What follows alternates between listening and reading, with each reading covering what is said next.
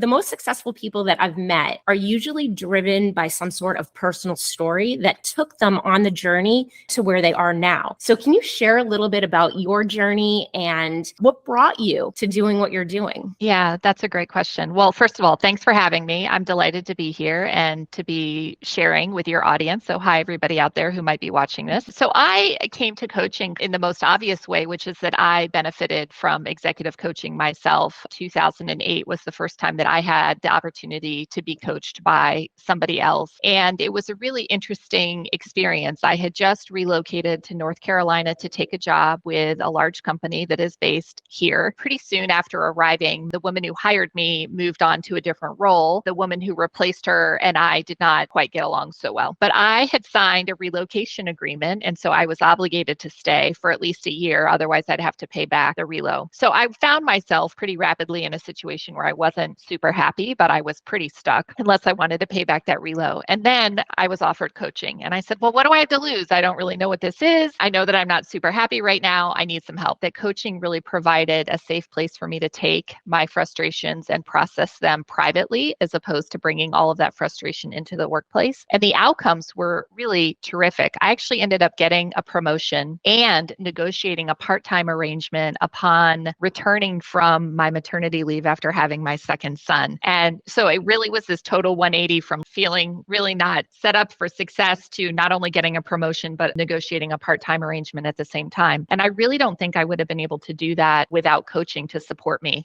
in processing through that and thinking about what my next moves were, and then showing up as my best self through that entire period of time. So fast forward, I continue to hire coaches for myself at various pivot points in my life and in my career. And I have an MBA with a background in human resources already. So I thought, well, what would it look like for me to add this to my toolkit? There's something really magical about this coaching thing, and I've experienced it, but I'm not sure that I know how to do that for somebody else. I was very fortunate that I was able to go to Georgetown University's coaching program, which is one of the best in the US for coaching inside organizations, coaching in the leadership context. And I learned how to coach. And I was like, okay, I now I know how to do this. And so I had a little bit of an entrepreneurial itch. I really wanted to do more coaching work. And that led me to founding the Sparks Group in 2015. And it turns out that I'm not a half bad entrepreneur. So we're a small, feisty, fast growing little professional services firm, and we love what we do. You're blessing me every day.